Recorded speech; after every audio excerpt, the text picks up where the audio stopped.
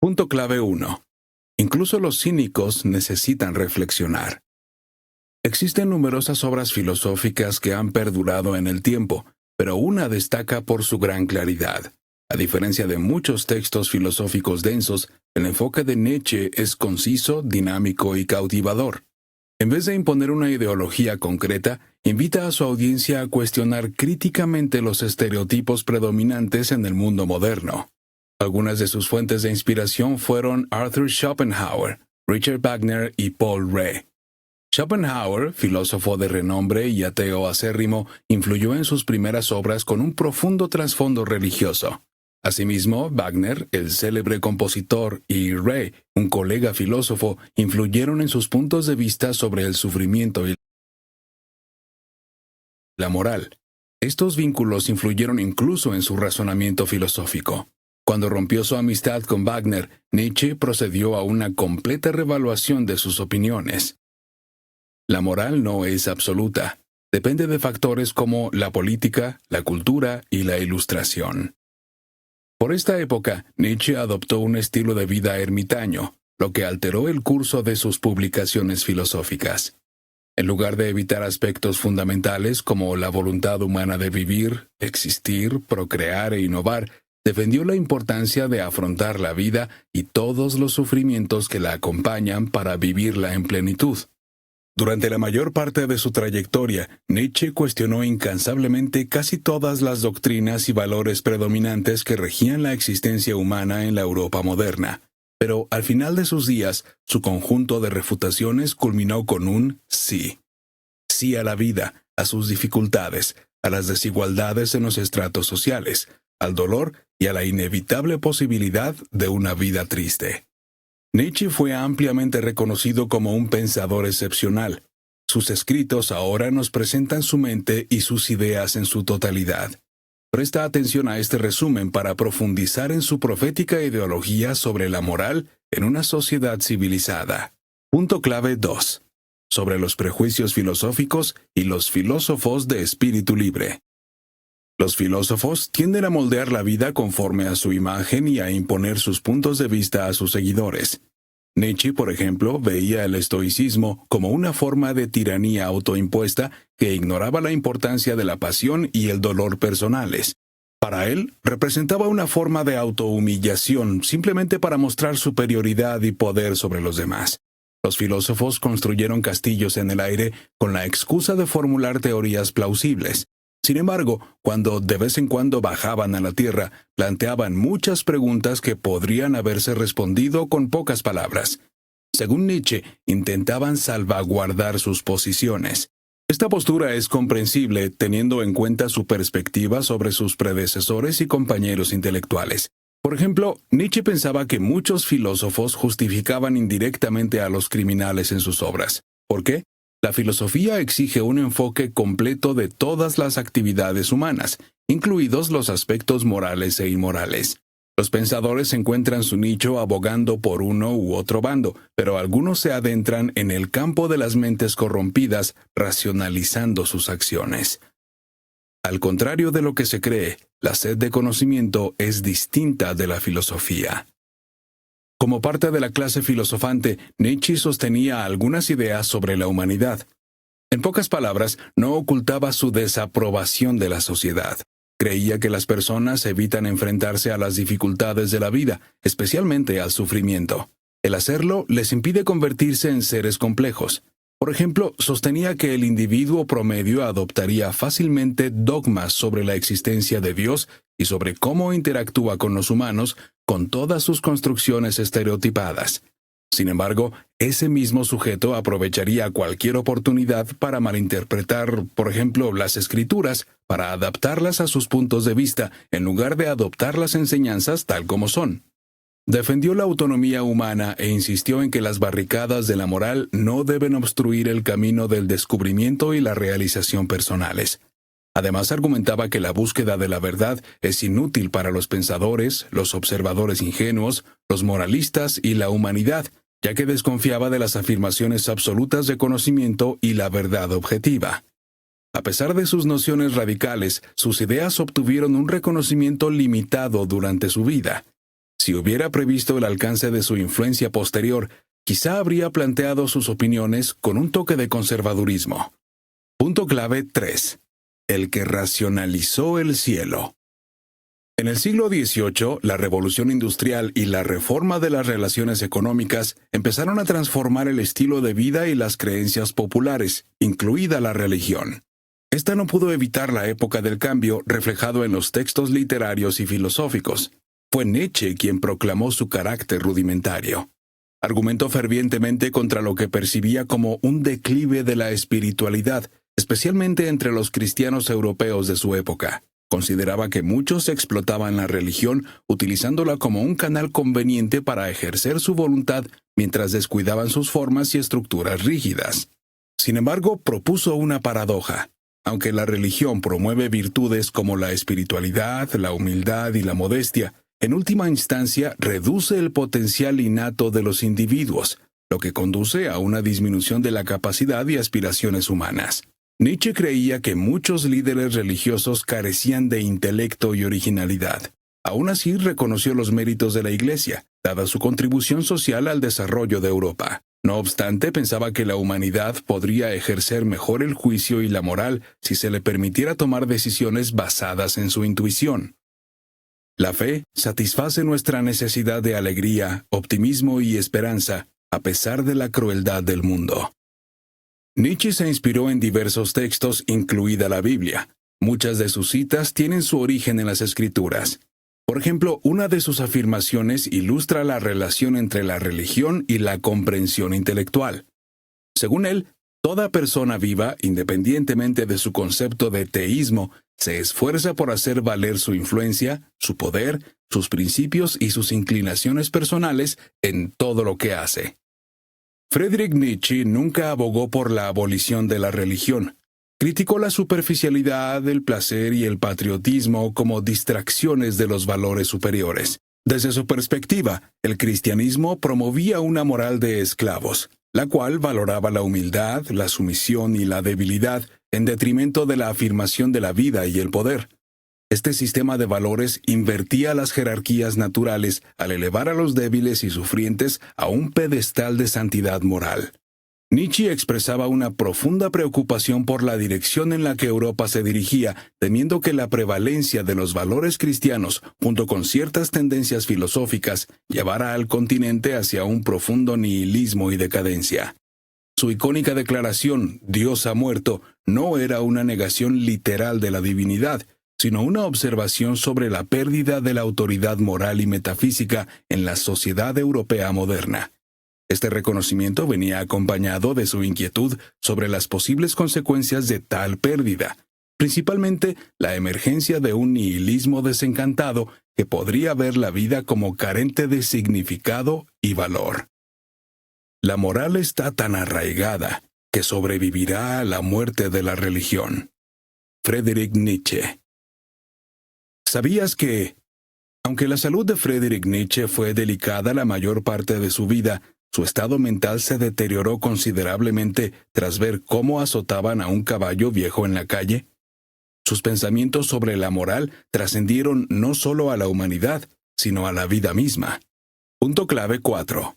Sobre la historia de la moral y la condición de los eruditos.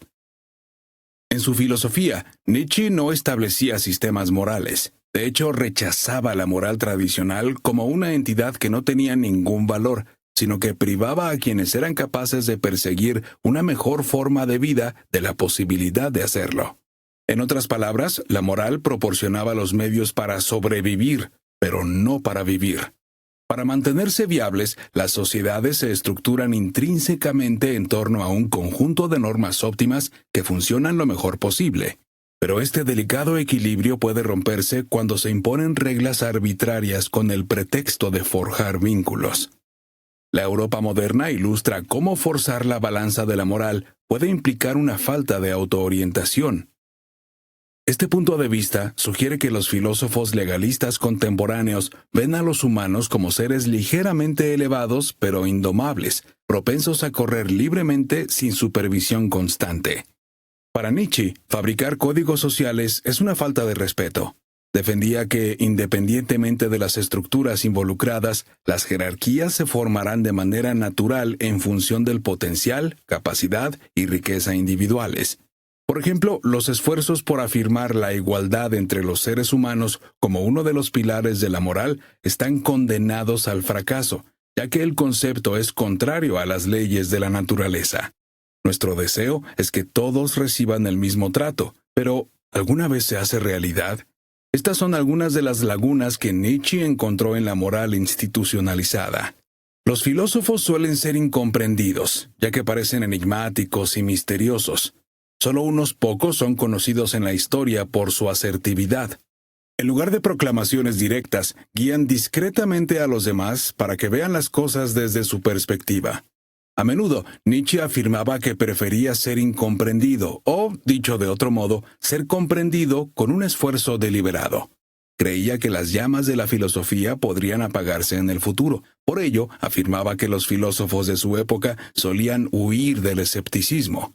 Preferían preservar los dogmas y el ethos de su tiempo en el status quo. La filosofía no es difícil, sino imposible de enseñar a los demás. Es un viaje de autodescubrimiento que nos lleva a diferentes destinos. Nietzsche también pensaba que la mayoría de las personas perciben a los filósofos y a sus homólogos científicos de forma similar. Sin embargo, se esforzó por aclarar que los filósofos encarnan varias especialidades indefinidas, son el conocimiento personificado. En cambio, los científicos no gozan de tanta libertad como ellos. A menudo se especializan en un campo y se guían por una serie de dogmas profesionales.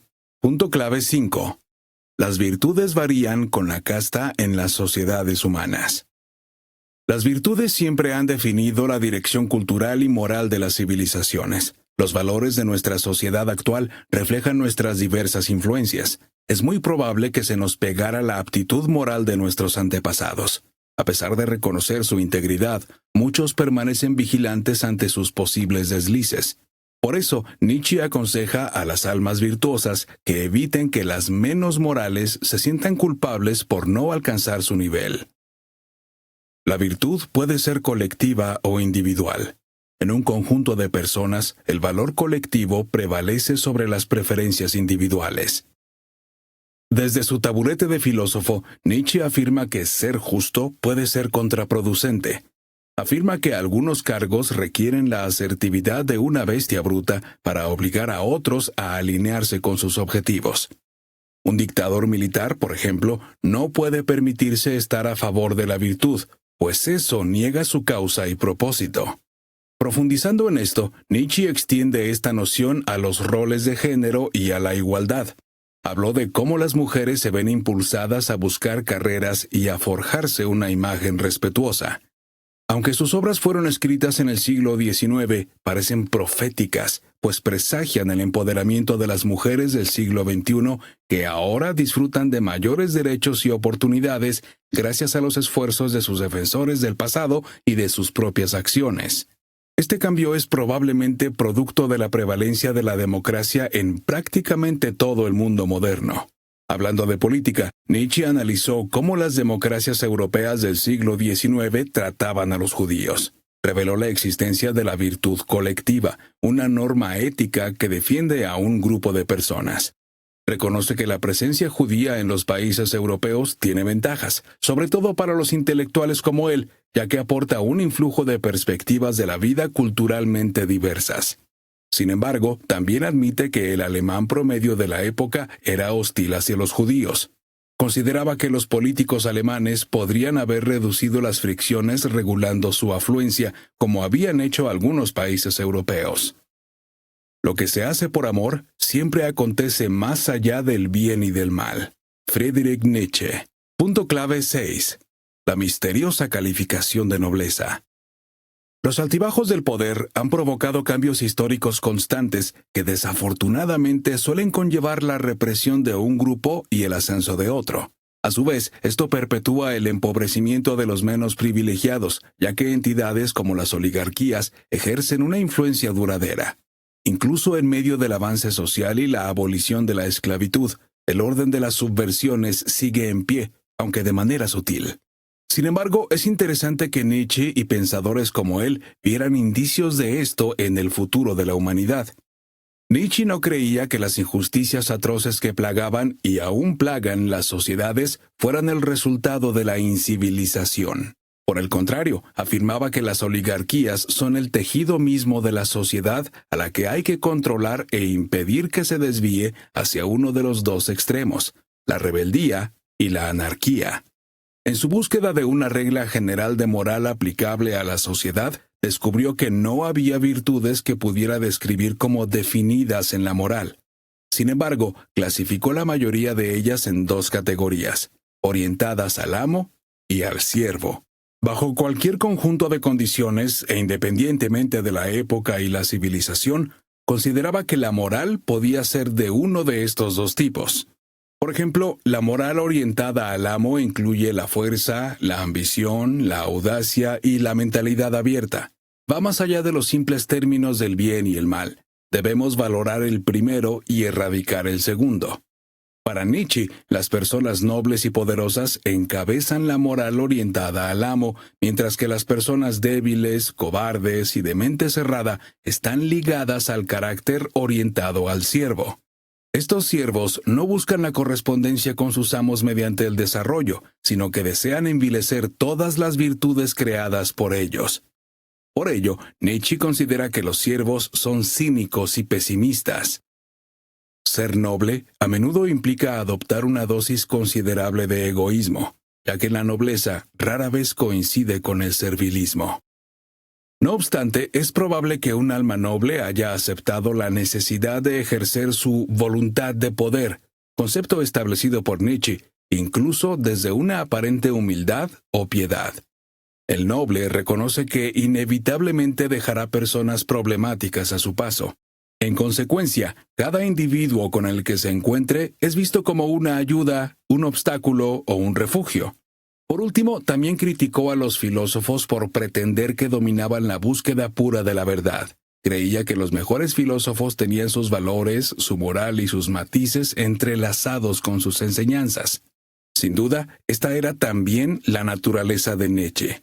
Al final de cuentas, predicas con el ejemplo. Conclusión. Sobre el yo, Nietzsche criticó la filosofía por no comprender la conciencia y la moral. Creía que el ser humano se debate entre la elección y el destino, por lo que cuestionaba el libre albedrío.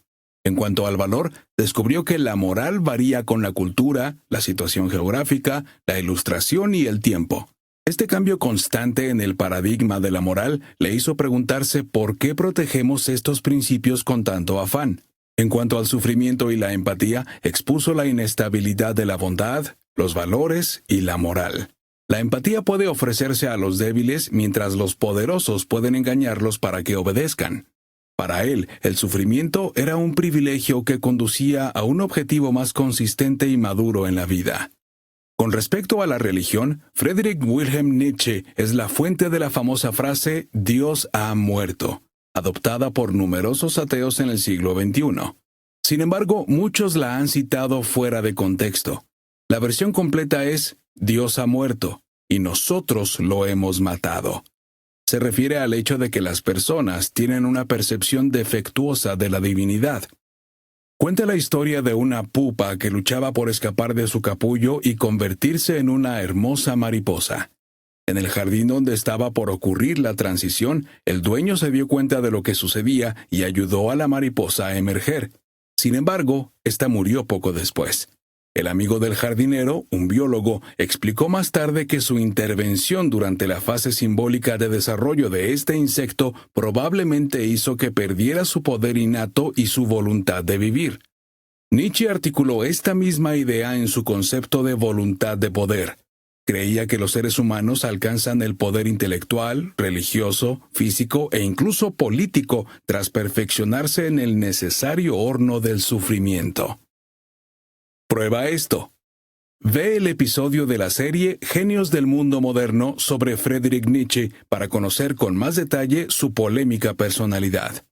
Estudia las filosofías básicas de otros nihilistas y existencialistas famosos como Søren Kierkegaard, Albert Camus y Friedrich Heinrich Jacobi para forjarte tu opinión.